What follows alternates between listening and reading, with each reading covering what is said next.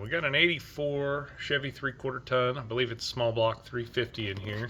A couple of things we need to address with it, and we're gonna have to raise it up to go over some of the other things. But main thing is we're losing brake fluid. And, you know, when you kind of have a dark stain right in there, obviously we've got an issue with the master cylinder. A couple other things under the hood, nothing terribly, but at some point there's going to need to be some, oil resealing done. And then that battery over there is definitely, the battery tray's seen better days. And so that thing's going to end up in the floor here pretty quick. But the old truck runs pretty good.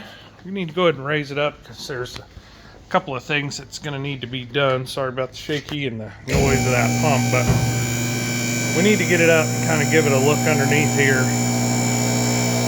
The rear differential, it's in pretty rough shape, and it's going to have at least some bearings, if not potentially a full overhaul in there, depending on what the gear set looks like in there. We've got more play than we should have, and then we've got some bent front end components as well. The brakes have been gone through on this truck already, so as far as foundation, brake shoes, and hardware, hoses, lines, all that stuff, that's all looking pretty good. But we've got some things that we need to get taken care of. Alright, let's see if I can put a little light on this, catch it in the video here. So you can see the pinion's leaking pretty good on it. And hopefully that shows up. But we got way too much play right there. And that's why it's leaking so bad. Is it's not held where it needs to be because those bearing tolerance, it's been leaking there, but it's also been slinging it kind of everywhere under here, both sides. So that needs taken care of. While we're in here, those parking brake cables to keep it from running away when you don't want it to, definitely need to be done. The rear shoes, they were gone through a couple years ago, full hardware wheel cylinders, new brake hose there, so all that's new. As we come forward here, definitely gonna need a full exhaust system here sooner than later. The Y pipe is kind of taking a little bit of a beating. It's not in the best shape.